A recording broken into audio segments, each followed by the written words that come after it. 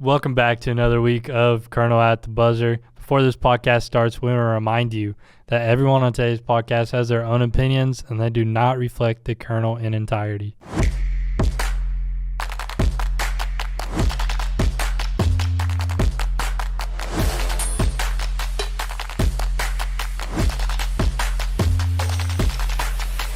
Welcome back to another week of Kernel at the Buzzer. I'm your host, Kai McClelland, and once again, I'm joined by my co-host Schill, my co-host AJ Nava, and this week we're joined once again by men's basketball beat reporter Tyer Russell. Tyler. Hey. Back to work. Thanks for coming on. Had to put my inner John Walls. Okay. Shout out John Wall. In honor of John Wall, it's March, guys, and Kentucky's going on a run right now. It's been crazy. There's been a lot that's happened since our spring break. I mean, first of all, we got to talk about the women. Unfortunately, their season ended. And, oh, gosh, that last floater was brutal. Israel, I know you had some opinions on that. Yeah, it was really sad. I'm not going to lie. I fell to my knees in my living room. I was sitting there, and, like, my eyes lit up, and I was like, she's got a wide open floater. And then she missed it, and I was like, no. You know what I mean? Just, like, and that was it was tough, dude. I will say, like, I'm not even kidding you. Like, of games that I've been to in person, I've had the privilege to go to a plethora of them. Literally the best basketball game I've ever watched in my life. Oh, my gosh. There's 23 or 24 lead changes. Mm-hmm. There's 10 ties. I mean, that game was absolutely insane. And, of course, it comes down to your best player getting a wide-open look. It was just – my roommate who, like, does not watch Kentucky basketball and doesn't even go to Kentucky, but he came out because he heard me, like, screaming, agonizing pain over that game, and he's like, dude, what are you watching? And he comes out, and within, like, 3 minutes, he was sitting down next to me like, oh, my God, this is the best game I've watched in a long time. Yeah, like, it was an amazing basketball game, regardless of the outcome. Yeah, that was solid. There was a point in time where, like, everyone forgot they were reporters, and everyone just, like, became fans and was watching it and freaking out. I mean, every single three, Kentucky went with the zone the whole time. And, like, I kind of questioned it because they came out of a zone with, like, 2 minutes to go and they spark another three. And it's like, obviously the zone's not working, dog. Like, they've made 10 threes this quarter, but I don't know. Poindexter, flamethrower. Poindexter was flamethrower. I mean, like, that was ridiculous. It was just like it was a stab in the chest every time. Every time she hit a three. Their point guard had a double-double through the third quarter because he just kept hitting her backside. And, like, so, I mean. And, like, the battle in the post between, like, Lee and Strack, the whole game was crazy. Like, it was such a good game to watch. Kai, I want to ask you, since you were there and we just had to watch it on TV, what was the atmosphere like during the game and then post-game after the Georgia miss? Well, I mean, during the game, it was like I said, like, you couldn't believe what you were watching. Like, it was so outer body. And I felt like the fans there, too, like, were experiencing that because it was gasp, loud cheer, gasp, blue-white chants, and then cheer again, booing. You know, it was just back and forth the whole time.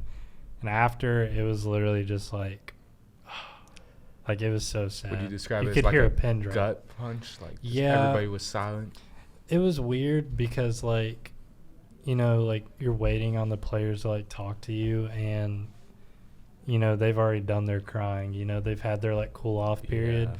Kenny was the most, like, readable for me because he was, like, you could tell he was distraught. You could tell, you know, as a coach and wanting the best for his players, not wanting his last game with Georgia, all those factors going in. You could tell he was sad. One thing that really surprised me talking about the aspect of that was – how okay Georgia Amor seemed. It was like, it was like, I remember, so my kind of like your question for him, I was in Milwaukee when that happened at the men's game, and it was before overtime was while everything was like, the game didn't start yet for UK. So we were all like just sitting in the media room, and then, you know, people were working this and that, and then all the UK people had it on, and like their laptops, their phones and stuff. And me and some other guys, our game was behind. So we saw her like make that jab and then cut back door. And then as she caught the ball before she even got the floater, everyone goes, oh. And then we all were just like, dang, like we kind of got it spoiled for us. Yeah. But talking about that, like everyone was like, oh my God, like the women are in a really tight game right now. Like everyone's got to turn this on. And everyone kind of just stopped their pregame work for the Illinois game and just started watching that. So, but I remember seeing Georgia, and she said something, don't quote me on this, but it was, I'm not going to let 5 years of something. I'm not going to let 5 years of my life get defined by one shot. Yeah, exactly. And like that's a champion mindset. It's extreme. Dude, winner mentality it's there. It's such like a Kobe Bryant. I mean, don't get me wrong. Like Like everyone, especially in that situation, has every right and to be upset. And like I just said, like I was expecting her to be upset. So it's not just a champion mindset because she didn't seem that upset. You could be a champion and still be upset. But just when she said that, I was like, wow. I know like, a that's reporter crazy. was like, that's the quote she got from this question, but he was like, how did your lip not quiver after you didn't make that final shot? And she was like, I mean, like, I stood up, went and shook hands, walked the locker room. Just handled it the right It's way. like, you took it on the chin, and, Way to handle adversity. so professional. Yeah, honestly. I think that just is the main focal point of all this. Like, we could ramble about the team, but it's a shame we only get Georgia for 1 year. Mhm. She's gone. She's going to the WNBA, like, hands down. And, you want players like that, but it also speaks to the type of people that are going to come into this program, both men's and women's. Yeah, I think regardless of how the season ended, you can look back at it and think that it was such a special moment for not just the team, but the whole campus and like Lexington, and everybody has not been this excited about both basketball teams in a while. Really long Yeah. time. In a really long time. And so having that that energy and that special moment kind of happen where we made that run and it was looking good, and right up until the end it was a lot of fun. But I think it goes to show that this program is in a great spot right now. It's going to keep going in a great direction, and I'm just really happy right now of where women's basketball is at Kentucky. How can you not think that after the amazing start and breaking through expectations that they had this season? They're only going to be better. Yep. True. Put that team together in 2 months. So It's only up from here for them. I want to know your take on this, but the vibes seem to have shifted because I feel like Kentucky seems like a community now. It used to feel to me like you had your media, your fans, your haters, and they all bashed all the time. But now it feels like since Calipari's left and Elsie's left that people like care as a whole and like want the best for both programs. That's what it seems to me, at least. I noticed that immediately at the SEC tournament in Nashville, and I even wrote that in my story that I wrote, that it just felt so different. People actually like were there and with hopes of winning, whereas in the past few years it was, we know Calipari doesn't care about the tournament, and although they're not going to say why should we, but that reflects it. So they're going to go in like, oh, we got a game today. Like, okay, if we lose, whatever, we're going to the NCAA tournament. It kind of got projected onto the fans. But now everyone wanted to win the SEC tournament, and everyone actually had a care to actually go far in there.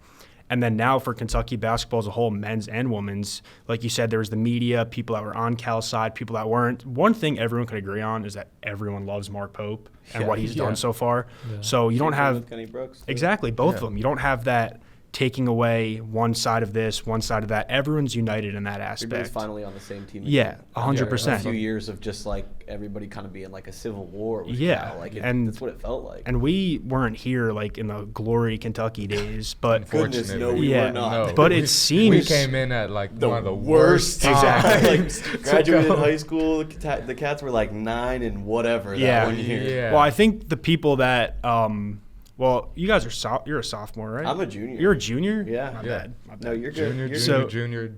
Yeah. Junior. Okay, I didn't know we were all juniors. Anyways, but when we were in high school, senior year, they lost St. Peter's. 2023, second round exit. 2024, first round exit. Now we're kind of at a good time where they're obviously trending up. So like maybe senior year next year would be good for us. But just overall, everyone actually cares about it again. There's no arguments on social media. I mean, it all just seems like Kentucky fans are together now, and they're just arguing with Tennessee and Arkansas fans now. I mean, it kind of means a lot that we got to see Kentucky at its worst, but in like a snap of a finger, it came soaring back, and I kind of saw. You can say that again. We saw Kentucky at their and that's what makes it like honestly. Would I want to go back and be good? Yeah, but it makes it more fun. Like seeing like how down they were, and a year ago today. we were in between. Is Cal going to leave? Is he staying? I don't think he was hired by Arkansas yet. So a year ago today, if you told me that Kentucky basketball would be ready for the Sweet 16, I'd be like... A year ago today, we thought Dan Hurley was going to be the coach. Yeah. I'm talking about Billy Donovan coming down from the NBA. That was scary. Yeah, Mark Few, Scott Drew. And overall, like... not see what he's doing with the Bulls, man? And look at the Bulls now. Tell them that Instagram post. Go ahead. They all missed the Sweet 16, but look, he's still standing with Pope. Oh, like yeah. all those coaches you mentioned. Yeah. And then Kentucky's just in a really, really good spot right now. I saw the moment. Too. Yeah. I remember the moment it started, the upward start. It was when Pope's first press conference came in, and that one quote solidified. I know that we are here to win banners. He's like, I've been here. I know what it means to be here. I know that we have to win. And it was like, this guy knows what he's doing. And then when he really, when people saw he meant it for both sides, we were talking about how it's not just good for the men's, but for the women's. When Kenny Brooks came out during Big Blue Madness, and Mark Pope came out the tunnel to, congratulate him during his walkout, that was another, solidifying moment. Yeah. Kentucky is on the rise. Kentucky's because back. Before that, no one really was in favor of Mark Pope because he was 0-2 in the NCAA tournament with BYU, and people weren't really that high on him just because he wasn't a big superstar coaching name like Scott Drew or Mark Few. I mean, until that press conference, it was a questionable hire. I remember people talking about the most questionable. I was very skeptical of it, and then we're saying, once that press conference happened, you could just tell. I mean, once everyone was there, and like you said, we're here to win banners. I understand the assignment. We understand the assignment. It's all right, let's rock. Yeah. I don't really have a game plan for today, so we are just going to go on Ranker and guess the top 10 college basketball programs of all time. Today we're going to be guessing, according to Ranker, the best college basketball programs of all time, 1 through 10. So the way that we're going to do this is it's just going to be kind of just a yell it out when you think of one. Okay. So, and I will give you... Is it all sports? College basketball. College basketball programs. Okay. So not teams, not specific years. Gotcha. Program as a whole. Okay. And let's see what they base it off of. Wins and national championships and stuff. So, all right. And before we get started, I looked back on the footage, and the score right now is 1 win. I believe two right? wins. Yeah, you've won. You both. Won the last. Every time he's been on the show, he's won. Tyler, congratulations! He's like that. Win, he's like that. And I am either tied or winning with 2 myself or 3 wins. Yeah, you started off pretty tough, but the last, I think he's won the last 3. Yeah, right now. I either back-to-back or 3-peated. Because Caroline won 1 episode. Yep. Jenna won. Jenna won 1 episode. Alex Gooch did not win an episode. Okay, so let's go. The official scores: 1 win, 2 wins, and 2 wins. We'll go with that. Okay. All right. We can always put in subtitles 3 wins if I was wrong. So basically, you guys can just fire it off. I'll tell you Kentucky where they are. Kentucky 3. Duke. 1. UNC. 2. Kansas. 4. Florida. UCLA 6. Florida is not there. Okay. Ooh, Gonzaga. Gonzaga is 9. Gonzaga, what have they done, bro? Sorry. Hold on. Michigan State. Michigan State's 8.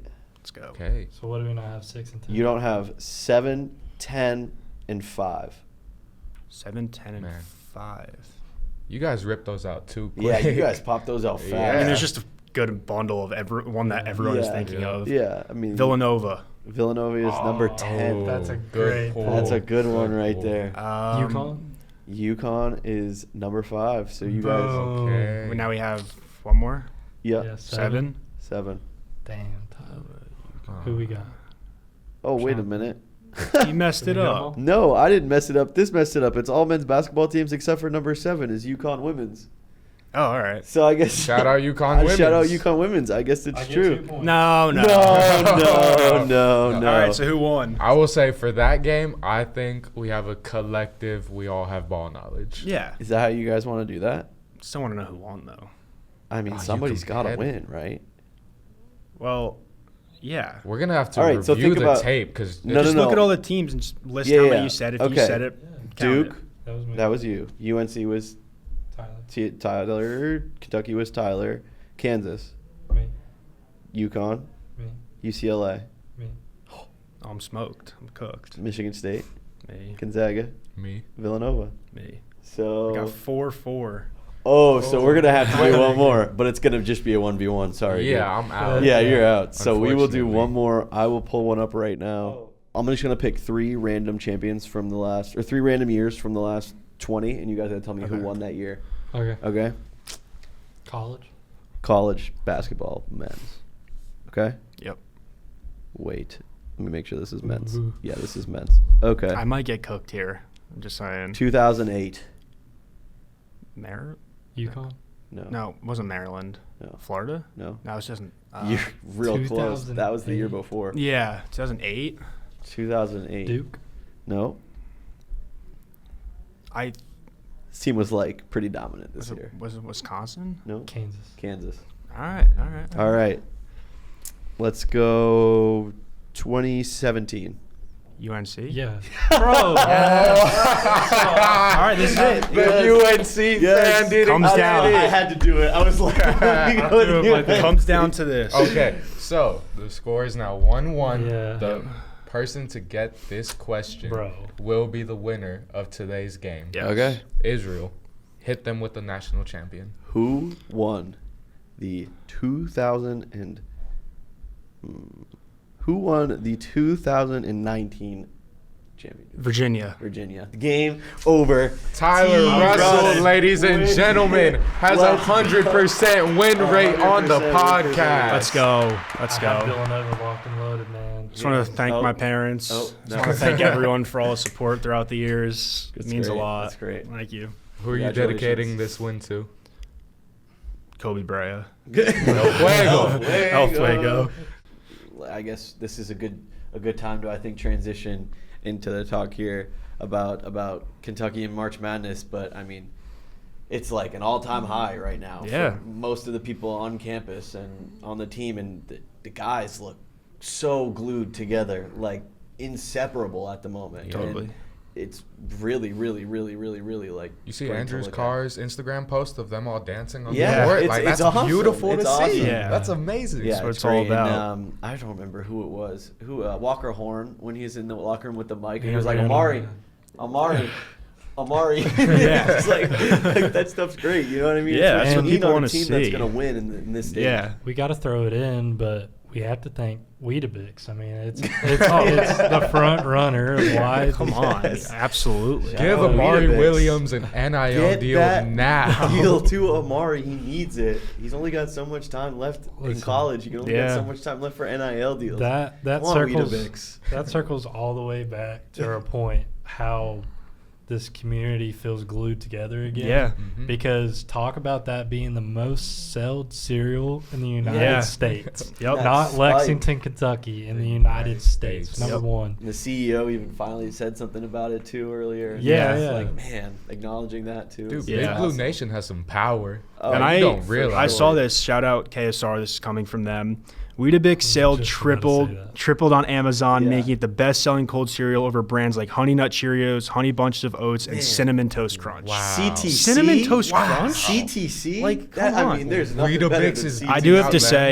say, I bought myself a box of Weetabix just to see what the hype's all about. I just want to see. I just want to check it out. I'm Please. really excited for Yeah, the I'll review. let you guys Yeah. know. I'm going to That- post it I on go to think Twitter. you should Twitter for do the that review. not Yeah. just on Twitter, but I think you can make that like a 10-minute YouTube Oh, video. yeah. Like this Shout could- out Amari for 5 of it, and then, yeah. The rest is like, okay, no, I'll actually eat the cereal. Yeah, get a little mukbang for it. But Mic up the bowl. it's so crazy, like, what a minute and a half segment at 11 o'clock at night Oh, yeah. after a Illinois game It's can crazy. do. Yeah. But, aside from Weetabix, the team's really become one, and they've become unidentifiable outside of their injuries. Like, Yeah. they used to be an excuse, right? Like, all Jackson's out, Kerr's out. Amari. That's, Or that's Lamont's been, out. Yeah. that's like a thing of the past at this point, and it's been this same core group for the past couple weeks. So now, as everything's just rolling and rolling, every game becomes another opportunity for them to become better instead of like look back and be like making excuses. And I now, want to. Oh, you gotta keep going. but like now it's Sweet 16. You have the 16 best teams in the nation all competing to just survive and advance. And even though this group feels like underdogs, even though they're a higher seed than Illinois, it's still a team that like you do not want to face right now. Yeah, and I want to circle back to what Israel said, because when he was saying about the Weetabix and Amari only has so much time left at UK, I think that aside from a bunch of other aspects, one major factor and the reason why they're being so successful right now is because it is almost, I don't want to go out and say everyone, obviously, but there's a lot of guys on the team where when their next loss is it. There's a lot of fifth-year seniors like Amari. Starting five. Yeah, exactly. So they lose, they're out. And that kind of, I feel like, helps not just because of their veteran leadership, but because the will to, okay, the ball's going out of bounds. Maybe I don't know if I should dive for it. And then the split second of this could be my last ever college game, and you're going full Dennis Rodman over it. That's why you got Kobe Bryant saying, I'm willing to die on the court. Exactly. All Mark Pope say about him, like Michael Jordan, I took it personally now. Yeah, exactly. He's ready to die on the court. And shout out Fuego. There's nothing scarier than 5 dudes who are ready to die on the court. Yeah. Because they're not just beating teams right now. They're mentally beating them too. They are just like they're stepping up to the moment. Just destroying them. Like their will to want to play basketball is just like wilting other teams. It's awesome to watch. Like talking about that last game, they missed so many shots in the last like 5 minutes. And it still didn't matter because they were mentally so locked in, fighting for rebounds, being physical. I saw Andrew Carr get 3 offensive rebounds in the same possession, trying to tip that ball in. And I fell to my knees and shed a tear that I will never complain about the rebounding ever again because of that. Because they are like, I will die to get this rebound. Like, this will be the last rebound I ever get. Think about that Lamont play. I mean, getting Which an one inbound had so many steals, right? Getting an inbound steal late in the game. One Garrison. It's just like, those are the plays you need. And my dad texted me and was like, "Who's that guy with the shoulder brace? Man, that guy can play." Like, and that guy's playing, and the reason he's just a warrior. He is a dog. Like an absolute, like he is the heartbeat of Kentucky right now. And we've seen it because when he's not in the game, like they still won a few games against Tennessee too. But when he's not in, they still they still play good basketball. But there's some moments where it's like, okay, if Lamont was in here, it'd be a different story. And it's just, again, all that mental too. If Lamont's there, the team is just more united. It's the mental, it's the experience, it's the defense, obviously. It's just so many things that he brings. I mean, when you see your point guard, your starting point guard, fighting through that shoulder injury, I get scared looking at him shoot because it looks different from the beginning of the season. But you see him still like going out there and diving on the court, dying on the court. He's like Pat Bev, he's going like Marcus Smart. Like he's in there just to like ruin your day and like win a basketball game. And I feel like when he's I don't really know if it's just the style of how he plays, but when he's dribbling, like when he's with his other hand, his shoulder's like dangling. It's like he's trying to preserve like it for when he has to actually. And when he goes for steals, he always goes with the other hand. He's always doing everything. So it's very clear if it wasn't obvious enough for him wearing the brace and coming back so soon, but he's hurting. But he's helping Kentucky. Going back to what you said, Lamont Butler's trying to ruin your day. He did ruin that Illinois point guard's day. 6 total turnovers, and 3 of them were directly caused by Lamont Butler. He's a hound. Dude, he's great. Illinois was afraid to dribble on the perimeter in that game. They were terrified. I think, main point there is like experience. Like experience is everything. Kobe said that after the game, and it's almost like, you go down the line. Lamont went there with San Diego State. Kobe, Amari have been playing basketball for 5 years now, correct? And then, help me out. Andrew Carr, 4 years at Wake Forest playing against gauntlet teams in the ACC. Not this good, this year, but, when he was there, ACC was tough and hard to play through. These guys are seasoned. They know what they're doing on the court. And, you look at Kasparis, on Illinois, he's the leader of their team. He's a freshman. He didn't have what it takes down the stretch, and it kind of it makes you wonder, why Kentucky's back. Well, we're not feeding Rob Dillingham and Reed, who are freshmen, and getting beat by Oakland in the first round. It's almost like because a whole new the care isn't to produce NBA draft picks. Yeah. The It's to care win a is national to championship. win banners. Yeah, it's to put banners up and Quote rub, Mark and Pope. it's what they're trying to do, and it's working. I mean, It's working. 2019, right? That was the last time he made the Sweet 16. Yep. Yeah. Cal has won. Elite he Eight, won too. one tournament game in his last 5 years at Kentucky. Yeah. And 2023 Yeah, against Sad. Providence. against Providence. Yeah. That's But It's I mean, crazy. first Elite Eight berth since 2019 on the line, and I mean, that team. I It's went and looked at that team the other day. Oh my so nice. goodness. Oh my goodness. but it's all coaching and like, chemistry. There's so many little things that play into it. Like names look good on paper, but if you don't get the results you want, then they don't really. It's always mean the anything. unseen things that mean the most, to a Yeah. team's Yeah. success. The No, Weetabix, bro. Like, And them as there's eating more breakfast in the success, morning. then the unseen things start to come out a little Yeah. more. Like, Yeah. I want to ask you a question, Tyler, because Yeah. obviously you spent a lot of time in Milwaukee, just around Kentucky fans and obviously fans from other schools. But what's that presence like from Kentucky fans as compared to other schools, and how do you think it supported them in those games, but also will help them in Indy, being only a few hours away from here?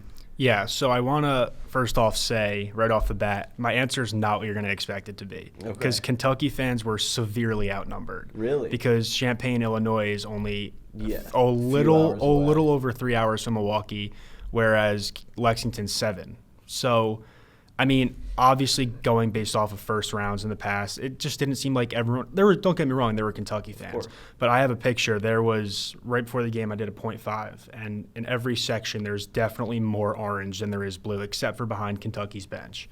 And I wrote about that too in my story. How, Kentucky would have loved to have played in front of a home environment. Just to get them going, but it wasn't needed to win, and it wasn't needed to get Kobe Bryant going, which we're going to talk about in a little bit. But, they would have loved to have the BBN there, and it would have helped a lot more than, the fans that were there. But I really do think that in terms of Indianapolis, oh, man, Yeah. I think it might be like Cattsville again. Yeah. Like, it's literally just going to be a sea of blue. I want to follow that up, too, with I always hear the complaint that Kentucky fans are old. Yeah. And all the fans that travel are old and don't have any energy, and the fans that come to Rupp are old and don't have any energy besides the students. Do you think that that's kind of how it was a little bit? Like, did it seem like an older crowd of Cats fans up there? No, it didn't. But, it did in terms of what you're talking about, like older people. Like, obviously, some students made the trip and stuff as well. But I think it was really difficult to tell because Kentucky was severely outnumbered. That's when you kind of start paying attention more. And there were big go Big Blue chants and stuff. They weren't as loud as the Illini fighting chant or whatever they do. Whatever they got going on. Yeah, whatever they got going on up there. But it was, I don't know. I mean, I'd say in Rupp, yes. I mean, that's a whole big thing going on with, people sitting, standing. People want the student section like Cameron Indoor, around the baseline, from the baseline. The first level. Yeah, all the way around. And people say, well, they can't because, there's people that are older that are paying X, Y, and Z to sit there, and they're not going to want their seat moved. And, it just starts with that. But I would say in Milwaukee, there was kind of a good mix of both. And people were trying to be as loud as they could, but they were outnumbered by a lot. I will say, though, the stereotype about all the fans being old, kind of true, somewhat true, even at Rupp. But I'd say it's true. The stereotype about them not having energy, even away, not true at all. I was watching on TV, watching on my computer. Go Big Blue. Yeah. Go Big Blue. It's important to have it. It was louder than the announcers. Yeah. I'd honestly say when I was there, I went to Texas this year, and I saw a really good amount of Kentucky fans in Austin. There you go. I saw a bunch of Kentucky fans in Austin, and when I was in Milwaukee, I kind of compared the two, and I was like, there may be just as many Kentucky fans here now than there was in That's Austin. crazy. Wow. Yeah, I mean, Austin was a lot smaller, and there was a good amount of Kentucky fans there, but it was just blue scattered here and there, and then obviously just Kentucky's behind their bench, and they did well they could, but for the first time in a very long time, probably the first time ever for me, at a neutral site, 'cause I've been to a few of them, I saw Kentucky fans really outnumbered. To be fair, though, like you said earlier, I mean, Lucas Oil's definitely going to be Oh, yeah. way No, more that's packed. like 3 There's hours gonna away. be- half the trip. Yeah. There's also going to be a lot more 100%. people there. I Yeah. did want to bring up, since it was over our break and we, I haven't been able to mention it, but Mark Pope paying for the gas. Yeah. That was a heck of a promo. That he said it was, not the smartest thing he's ever done, but it's humbling to see a coach do that and care and want the fans there. I mean, what coach is And just so people know, he actually did pay for like some it people's wasn't a gas. hoax. There was an email going around hey, Mark Pope said you pay for your gas, just submit that you're going to the game. Yeah, it was like from his secretary. Yeah, and that no one's recruitable. Like you can't be in 9th through 12th grade because it's like some recruiting violation. But yeah, we hate to expose, but the email said, please confirm you're not available to be recruited. Yep. What is your cash app? And that was the email. So it's like pretty cool stuff, man. And Steve wants people there. Yeah. So I will say I'm not able to be paid because I am eligible to be a D1 athlete. Technically. The heck are you talking about? Because technically I'm still eligible to be recruited, as we all are. So they see me as someone who could be a D1 athlete. They wouldn't recruit you if they saw what I. Me and Tyer Russell. They wouldn't recruit him if they saw our 1v1s in the JC. No. Zach Tao would rip you up. Yeah, bro. Zach Tao would rip you up. And how many seconds has he had on the court? Maybe like 10. More March Madness. No, like 40. Than AJ. He went in more with, than me. He went in probably like 30. He went in with like 26 left against Illinois, and then I will say I have caught dubs and ones against T-Russ. I have done that before. My name is Tyler. I'm not T-Russ. I'm Tyler. No, okay, it's not Tyler. true. It's not true. Nah, I don't Don't know. make me drop I the don't know who video. T-Russ is. Don't make me drop the video. You have no video. Remember that assignment you did freshman year? That you had to record the whole T-Russ, thing? you can text that video I to put me like and 12. I put 12 on him in like 2 minutes. You will watch it right here. No, you in front of didn't. the- I got you. In front of the No, you whole didn't. camera. I have a video of it. I'll show you. The video was of me. All right, we'll go back. We'll Let's go start back. talking about basketball and Yeah. not JC. Let's keep talking about March Madness. Correct. I think we should break down that Illinois game just a little bit before we move into the next round. And talk a little bit about UK's matchup against Tennessee. Of course. But, I mean, they look good. They looked real good against Illinois. Didn't seem at any point that they were struggling. Illinois had a bit of a comeback at the end of the first half, but weren't really able to do much with it going into the second half. Kentucky came out swinging again and just kind of steamrolled them at the end. I mean, the biggest thing was perimeter defense for sure. I mean, UK tied their season high in steals with 14. Just made them fear. It was crazy. Lamont Butler, Kobe Brea stepped up big in his perimeter defense. Went crazy. I was gonna say like team high 23. I was gonna say like offensively with Lamont being hurt obviously and not being 100%. I don't think people realize how big it is for Kobe to take the ball down the court, dribble left, take a screen, hit a step back jumper. Yeah, that's very important when early games this season he was, he wasn't the worst at handling, but he wasn't that. It was more just like a catch and shooter. Catch and shooter. So now you have him so confident in his game. You have Lamont so confident in his game because he's been there before. Then you got guys like Colin Chandler, especially in that round of 64 from game. The logo. From the logo against Illinois. I don't. Dude, I did. I was like, oh my God. Barking at my TV every time Chandler pulls up from deep. Whoever made that Michael Jordan meme with Colin Chandler's hair, thank you so much. Because that describes how everyone felt. I mean, look at that. Look at him. He looks like a sicko. Like a demon. He's looking like he better rip somebody's head off in that bottom right corner, dude. But, again, the group feels so special. They feel so locked in. Like you said, they're doing good defensively. They're doing good offensively. So, coming off of such a dominant win against Illinois, how do you think they fare now having 2 games of film on Tennessee, who they've beat without Lamont and Jackson at the time, too? Mm-hmm. Well, Jackson played in that first one. Yeah. But still, what do we think? How are we feeling about this one? I think against Tennessee, people say the biggest thing that will help you win in March Madness, at least in the first 2 rounds, is momentum. Mm-hmm. And all teams right now have momentum because if they didn't, they wouldn't be here. But Kentucky, people say it's hard to beat a team 3 times. It happened to Kentucky against Alabama, so they should have that why not us mentality. It happened to us, we could do it to them. Right. And I really think that, I just want to point out real quick, going with Lamont Butler, the first game he had no points. He literally had 0 through 25 minutes. Yeah. And the second game he had 14 points. So just to have that ability to just know your role on the team and not have your best offensive performance, and then the next game just immediately be able to flip it around, that shows how much things can change in one game. And even, I mean, if you think about it in hindsight, if you want to label the best player, it's Ortega. He wasn't even on the court for a good portion of the first half. He didn't have a really good first half, and he had 2 early fouls, so Pope sat him for a little bit. But in the second half, he obviously does what he does best and, started putting up some good numbers. But in the first round, he had team high 20. And then the second game, I don't recall the exact number, but he did what he needed to do in the second game. Right. And, and ones, crucial dunks, defense, and then him and Lamont with the steals. I think everything against against Illinois looked really favorable to hope for all Cats fans. Like, there's no reason not to trust that they could win the Sweet 16 and go to the Elite Eight.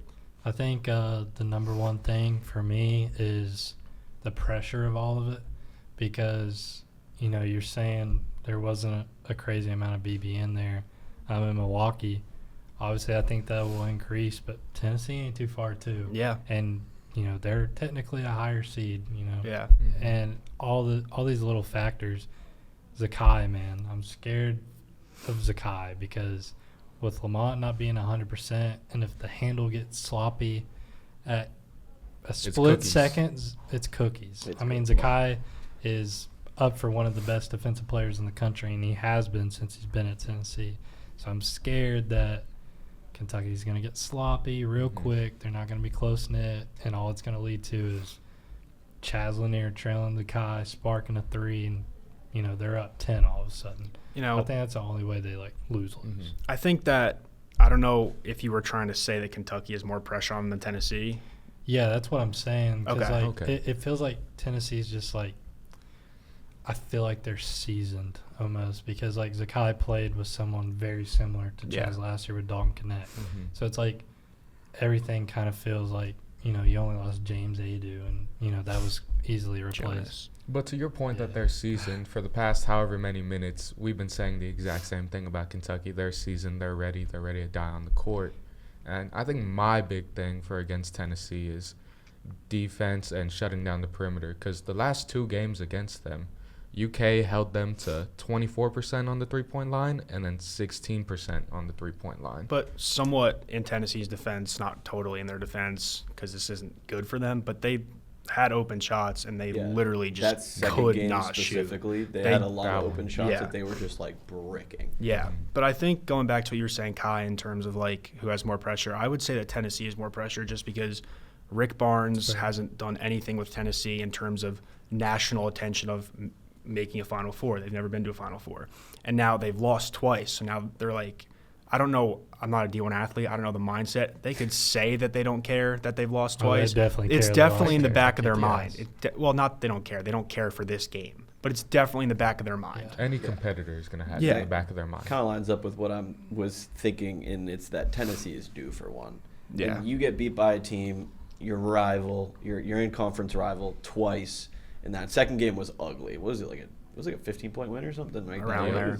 It was pretty big. It was around 9, I think, 9 or 10. Regardless, it was a bigger win against one of your rivals who was ranked higher than you and has a much better conference record than you, because obviously Kentucky 10-8 in the conference wasn't great. But Tennessee is due for one here. And in a neutral site, both of the distance from Indy is not very far. Yeah. Both of these fan bases can travel. Yeah. I think it's gonna be tough. I think Kai was right talking about it depends how sloppy they get with the handle, because if Zakai Ziegler is causing 20 turnovers, then it's game, because the turnover battle is going to be the big thing here, I think. Mm-hmm. And right now, let's see, ESPN has Tennessee 63% chance of winning this one. Can you go back and see how many points Zakai Ziegler had in their last time they played? Yeah, let me check on because that. I want to talk about how just like Lamont, though. He is on defensively. Yeah. Offensively, I mean, it just seems every time, not every time, the past 2 times Kentucky's played against Tennessee, he doesn't look rattled. He's just not himself. Yeah, so the first time that they faced off, he had 13, 6-2, and the second time he had 17, 6-2. I feel like he's one of those guys, what I was kind of getting at is he's one of the bigger roles on that team, but he also takes a step down. Like, that round of 64 game where he had, 6 or 7 threes. And, he's very capable of that, but he's also that defensive hound playmaker most of the time. I'd agree on all of that. It's just something in my mind. I know Tennessee's due for one, but something in my mind just – it's like Iowa State. Like I said it, I think, in the beginning of the year to you guys. Like, they always get to this point and they don't do anything. Houston. And It's It's like Gonzaga. It's all those and those to teams me, that can't make it. To me, not just because I've seen them play a lot. I've been a Knoxville SEC team. Kentucky played them twice. To me, they're just one of those teams that will always go far, always make a case to actually go to the Final Four, win our national championship, and won't do it. Not won't do it soon. Yeah. Or volunteer fans. I mean, that's their rep that they got to live with. Yeah. Poor guys. I mean, every Twitter argument's how many Final Fours? Yeah, How many natties? It's like 0 and 0. Yeah, exactly. So, I mean, they don't really have a leg to stand on there unless, like we were talking about, it gets sloppy. They find a way to get past Kentucky. I also saw another thing. A lot of Tennessee fans are saying this is the biggest game of all time for Tennessee because if they win, they beat Kentucky, who they lost to twice, and they actually go to the Elite Eight, which is a massive deal for them.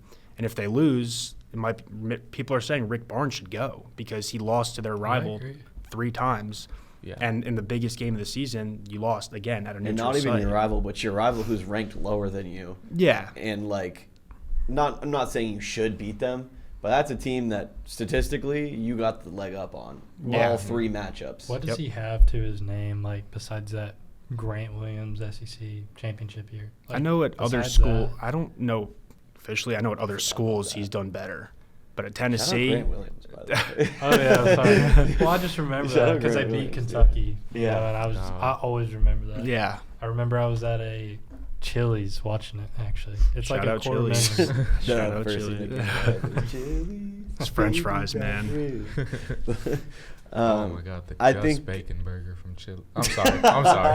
Go ahead. This guy. This is a good time to transition into. I want to see if you guys have any upsets brewing a little bit here in this next round. Obviously, yes. Maryland versus Florida, Michigan versus Auburn are some of the bigger ones. Arizona versus Duke.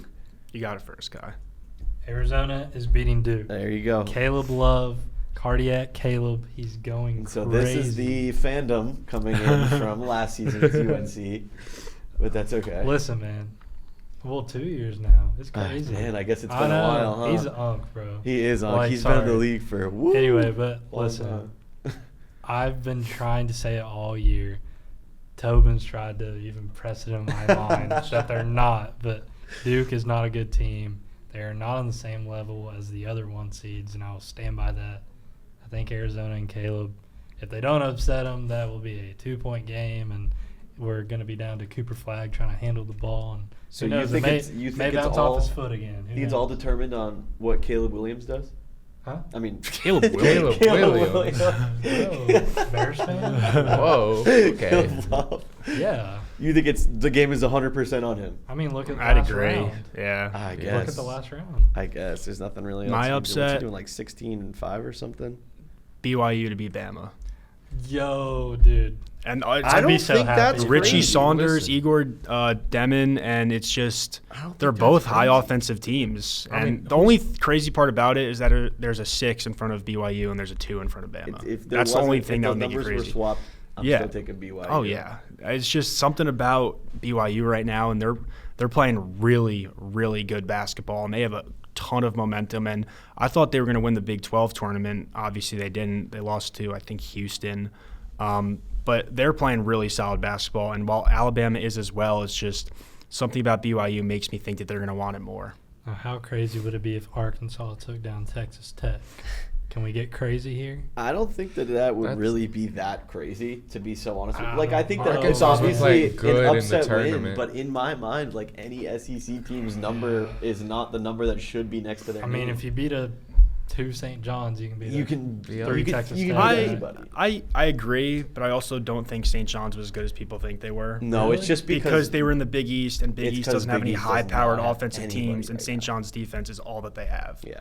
Their They offense, shot horrid too. yeah, 9%. exactly. It was bad. And that It just was goes to bad, show that, bad. in my opinion, in college basketball now and basketball in general, defense doesn't win championships like it used to Yeah. because You know, the you have teams like Kentucky that are going to the Sweet 16 and they average 90 they're a ripping game. like 85, 86 a game. So I personally think the best upset chance here is Maryland over Florida. No. I see what you're saying, but I disagree. I disagree. I just That's my think champ. That's my champ.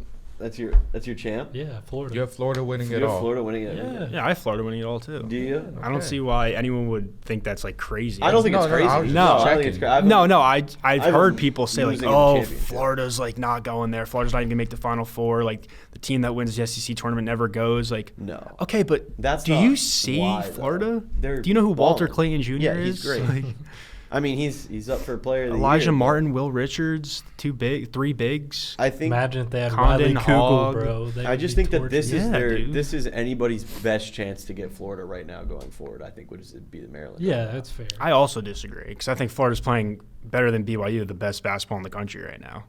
They are playing solid, and then you saw it in. I mean, they Don't diss Ole ran. Miss. They ran the gauntlet of the SEC tournament. I mean, they beat they did. Bama and then Tennessee. They beat Bama by probably like 12, 15 plus. That was big. And then they beat Tennessee in the championship where they started off hot. They had a good lead. Tennessee made a little run, and then they nailed the coffin closed. So I think Florida is playing the best basketball in the country right now, and I think they actually have the best shot. We could get Kentucky, Florida again. It'd have to be under some Final Four odds. Yeah, but we'll I- The see. only reason why I say Maryland is one of the better chances right now to upset them than any other time is because if Florida just like wipes Maryland off the face of the earth and they're playing Texas Tech or Arkansas, they will also wipe the face off the earth. Like, Yeah, that's and, fair. And then so going into the Final Four, they'd either have Auburn, Michigan, Ole Miss, or Michigan State. And I think, Yeah. Auburn is a team that Florida could beat because I think Auburn's overrated. But I just think it's – I think they're good. I think they're good. But I think that there are teams that are clearly We'll talk better after than Auburn. Friday. We'll see how Michigan handles them. We'll see if that's even close. If it's close. Yeah. Hey, Danny Wolf, dude. Shout and out. Vlad Golden. Vlad Golden, Dude, bro. Wow. shout out. No, I think Maryland is a good team. Don't get me wrong. They held their own. They did really solid in the Big Ten. But if you look at it, okay, round one, they beat 13 Grand Canyon. That was a good score. They won 81-49. Hey, I had GCU going like to at least the Sweet 16, dude. Yeah, he was on the Tyron Grant Foster train. Yes. Then the second round, obviously, Derek Queen hit the buzzer beater against number 12, Colorado State. So in terms of tournament, what have they proven to beat Florida? That you to take it down to a one-score game with a 12 seed from the Mountain West That is a good point. and get, I mean, shut up. Definitely not going to shut up. like they Because I'm here weren't, to make crazy takes. Oh, yeah, right? yeah, That's what yeah. we're here for. they weren't, want to hear it. they weren't, if Derek Queen didn't hit that shot, they would have lost. It was one of those where it's not, too, bro. yeah, that's true. But Yeah, but it's like not you one could- of those where I the mean, game's you could chalk tied. that up to like half the national champions to ever happen. If this guy didn't hit this one shot, then they're not winning. Not against a 12 seed Okay. in the round of 32. Like that's never happened before. No, it's happened before, but I have to look historically, but I don't think those teams would go on to beat number one Florida, who just is playing insane basketball right now. Yeah, you got a point. Wow, you submitted fast. You got a point. He's right, dude. Totally. By the way, it kind of weirds me out. Just on ESPN, it's such a random side note. Lowest ticket at the Kentucky game is $144, but the tickets at the Ole Miss Michigan State are $405. Wow. What? Like, Why? who's 'Cause really wanting to watch that game? It's probably just because they know more Kentucky fans will buy it.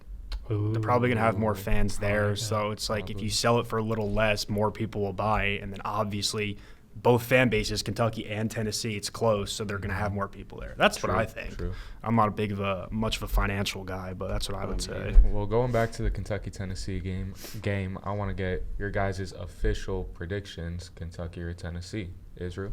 I think it'll be Kentucky. Score. Yeah. Score. You can't give a prediction with no score. Come on, we you know gotta the do score? this. I think it'll be Kentucky. Oh my golly goodness. We'll go. I'll go 83-79. Okay. That's solid. Hi. I'm going to go Kentucky to win with a final score of 78-71. I'm going to go Kentucky 86-77.